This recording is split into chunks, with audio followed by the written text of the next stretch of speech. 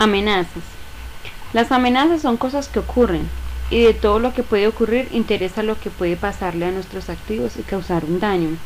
Hay accidentes naturales como terremotos, inundaciones y desastres industriales como contaminación, fallos eléctricos, etc., ante los cuales el sistema de información es víctima pasiva, pero no por ser pasivos hay que permanecer indefensos. Hay amenazas causadas por las personas, bien errores, bien ataques intencionados.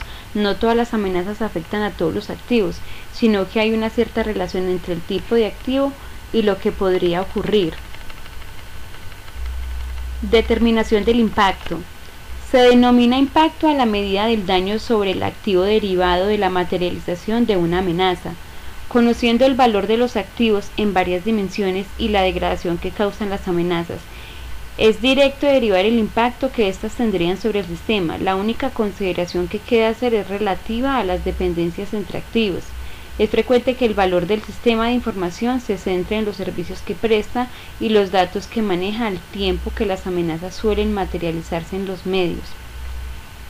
El impacto acumulado es el cálculo sobre un activo teniendo en cuenta su valor acumulado, el propio más el acumulado de los activos que dependen de él, las amenazas a que está expuesto. El impacto repercutido es el calculado sobre un activo teniendo en cuenta su valor propio y las amenazas a que están expuestos los activos de los que dependen. Determinación del riesgo. Se denomina riesgo a la medida del daño probable sobre un sistema, conociendo el impacto de las amenazas sobre los activos. Es directo derivar el riesgo sin más que tener en cuenta la frecuencia de ocurrencia. El riesgo crece con el impacto y con la frecuencia. Riesgo acumulado. El riesgo acumulado se calcula como para cada activo, por cada amenaza y en cada dimensión de valoración, siendo una función del valor acumulado la degradación causada y la frecuencia de la amenaza. El riesgo repercutido es el riesgo repercutido se calcula para cada activo, por cada amenaza y en cada dimensión de valoración, siendo una función del valor propio, la degradación causada y la frecuencia de la amenaza. Salvaguardas. Se definen las salvaguardas o contramedidas como aquellos procedimientos o mecanismos tecnológicos que reducen el riesgo. Hay amenazas que se conjuran simplemente organizándose adecuadamente, otras requieren elementos técnicos, programas o equipos, otras seguridad física y por último está la política de personal. Las salvaguardas entran en el cálculo del riesgo de dos formas. Una es reduciendo la frecuencia de las amenazas. Se llaman salvaguardas preventivas. Las ideales llegan a impedir completamente que la amenaza se materialice. Y la otra forma es limitando el daño causado. Hay salvaguardas que directamente limitan la posible degradación, mientras que otras permiten detectar inmediatamente el ataque para frenar que la degradación avance. Incluso algunas salvaguardas se limitan a permitir la pronta recuperación del sistema cuando la amenaza lo destruye. En cualquiera de las versiones, las amenazas se materializan. Las salvaguardas se caracterizan además de por su existencia, por su eficacia frente al riesgo que pretenden conjurar. La salvaguardia ideal es 100% eficaz, lo que implica que es teóricamente idónea, que está perfectamente desplegada, configurada y mantenida, que se emplea siempre existente, procedimientos claros de uso normal y en caso de incidencias los usuarios están formados y concienciados. Existe controles que avisan de posibles fallos, entre una eficacia de 0% para aquellas que están de adorno y el 100% para aquellas que son perfectas. Se estimará un grado de eficacia real en cada caso concreto. Gestión de riesgos. El análisis de riesgos determina impactos y riesgos. Los impactos recogen daños absolutos independientemente de que sea más o menos probable que se dé la circunstancia. En cambio, el riesgo pondera la probabilidad de que ocurra. El impacto refleja el daño posible, mientras que el riesgo refleja el daño probable. Si el impacto y el riesgo residuales son despreciables, se ha terminado. Si no, hay que hacer algo. La interpretación de los valores de impacto y riesgo residuales. Impacto y riesgo residual son una medida del estado presente entre la inseguridad potencial sin salvaguarda alguna y las medidas adecuadas que reducen impacto y riesgo a valores despreciables. son pues una métrica de carencias. Si el valor residual es igual al valor potencial, las salvaguardas existentes no valen para nada. Típicamente no porque no haya nada hecho, sino porque hay elementos fundamentales sin hacer. Si el valor residual es despreciable, ya está. Esto no quiere decir descuidar o bajar la guardia, pero sí se puede afrontar el día con cierta confianza. En cuanto a la selección de salvaguardas, las amenazas hay que conjurarlas por principio y mientras no se justifique lo contrario hay que planificar el conjunto de salvaguardas pertinentes para atajar tanto el impacto como el riesgo, reduciendo bien la degradación del activo, minimizando el daño, bien reduciendo la frecuencia de la amenaza, minimizando sus oportunidades. Toda amenaza debe ser conjurada profesionalmente, lo que quiere decir que hay que establecer una política de la organización respecto, o sea, unas directrices generales de quién es responsable de cada cosa. Establecer una norma, o sea, unos objetivos a satisfacer para poder decir con propiedad que la amenaza ha sido conjurada. Establecer unos procedimientos, es decir, unas instrucciones paso a paso de qué hay que hacer. Desplegar salvaguardas técnicas que efectivamente se enfrenten a las amenazas con capacidad para conjurarlas. Desplegar controles que permitan saber que todo lo anterior está funcionando según lo previsto.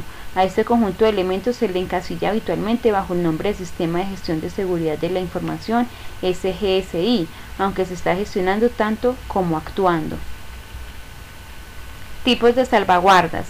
Un sistema debe considerar prioritariamente las salvaguardas de tipo preventivo que buscan que la amenaza no ocurra o su daño sea despreciable, es decir, impedir incidentes o ataques. Tanto las medidas preventivas como las emergencias admiten una cierta degradación de los activos, por lo que habrá que disponer por último de medidas de recuperación que devuelvan el valor perdido por los activos.